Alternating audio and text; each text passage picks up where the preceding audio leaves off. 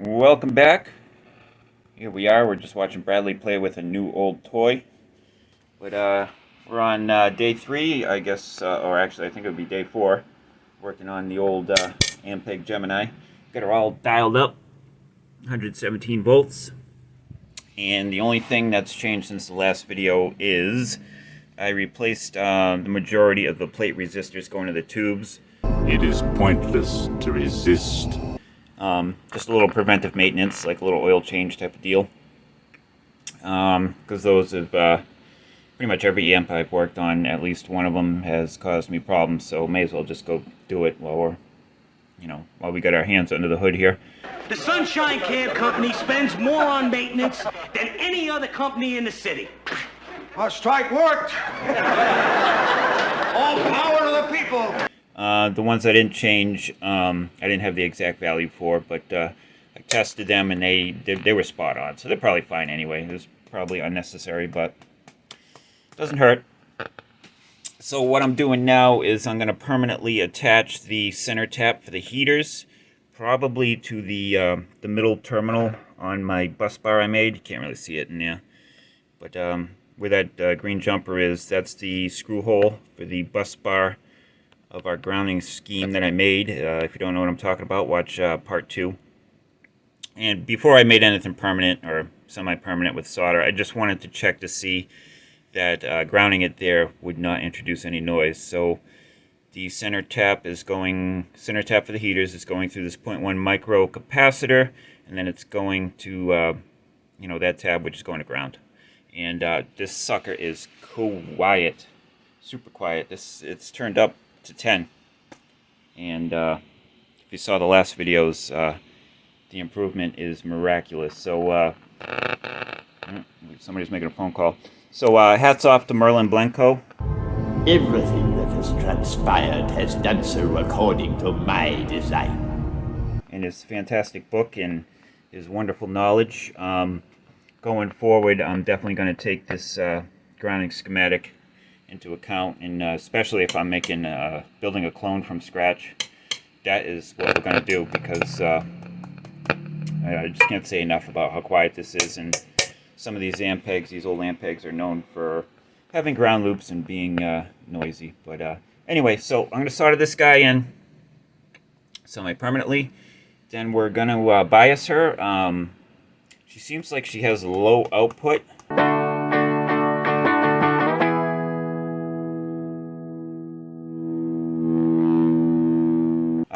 I know it doesn't sound like that through the videos. It sounds like a Marshall on 12. But yeah, it seems like it's a little quiet for what this amp should be. And then the other problem is, seems like it also has an excessive amount of saturation. But I mean, I get this thing dialed up to 10 every time. The bass and treble on 10, because why wouldn't you? But we could still need to build a roach for the tremolo and get that all wired back up. The foot pedal originally was permanently attached, and somebody just hacked that sucker off, and the foot pedal's gone to history. So we need to address that. And then all the pots seem to be really, really crusty and full of mold and gunk. Feed me! Feed me, Carbon! Feed me now! And last but not least are these tone suckers here, these old school integrated circuits, sort of like the Gibsons have. Maybe we'll, I don't know, because these, the tone stack is put on a circuit board. I don't know, we'll get there when we get there. And oop, somebody's house just burnt down from a lightning bolt.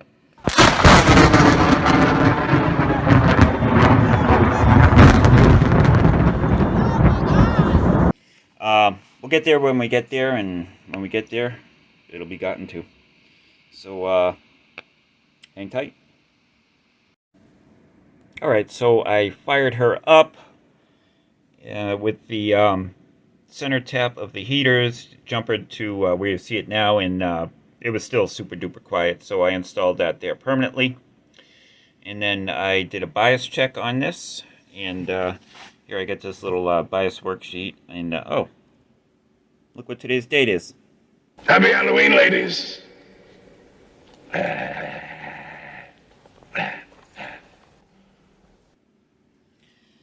Anyway, here's the math, and we came up with 10.1 watts of plate dissipation. And according to this data sheet here, who is this? I think this is Tungsol. Yeah, Tungsol says for a 7591, does it even say?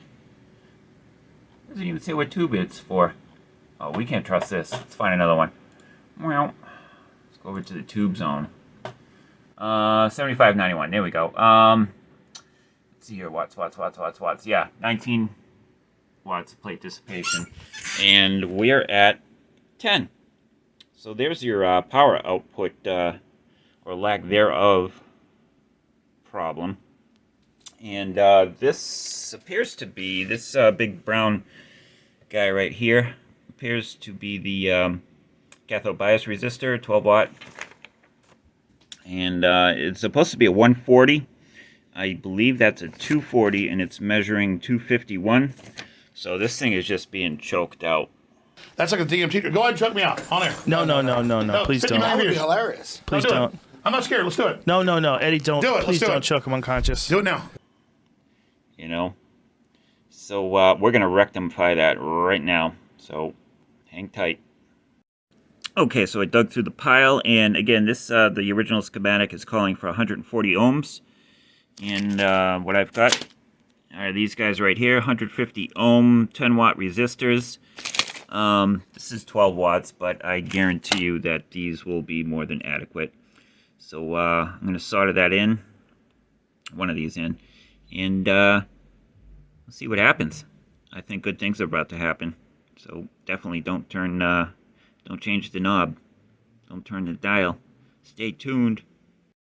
So we're making progress with the new bias resistor. I don't know if you can read that. I can't see the viewfinder the way I got the phone set up.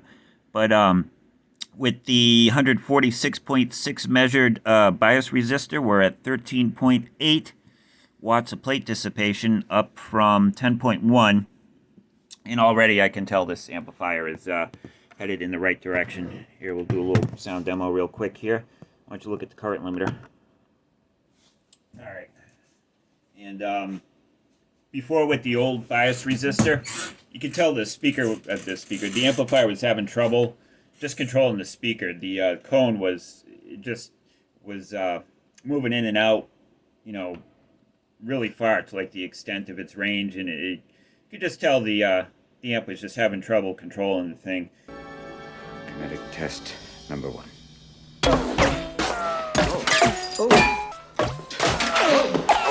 And it's definitely a lot more under control now, but I think we're going to go down a bit on the bias resistor and get the plate dissipation up. But in the meantime,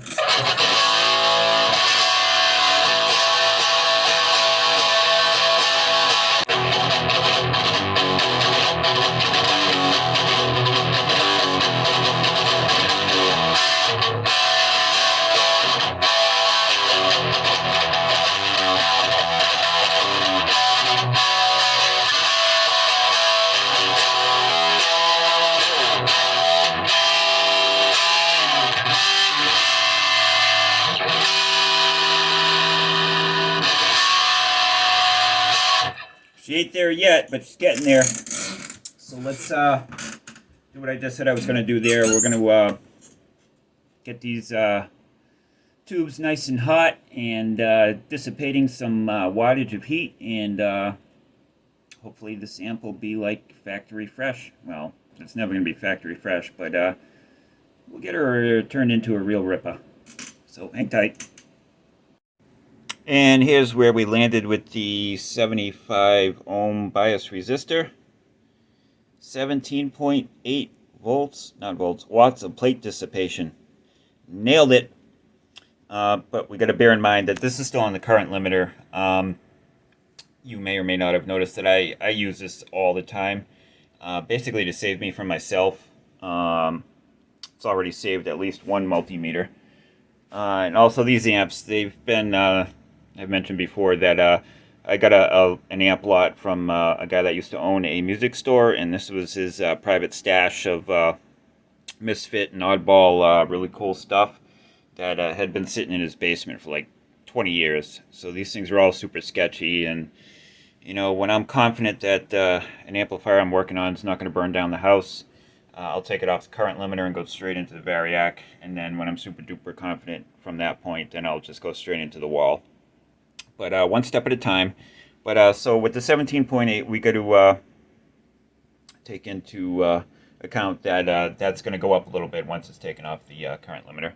But yeah, and plus these are JJ tubes. We don't care if we blow them up. So there's that. But she sounded great. So probably going to do a little demo, and that's going to be at the end of this video. It's been a long day for the Tone Priest. But the next installment will be the tone stack, sorting that all out. These knobs are really cruddy.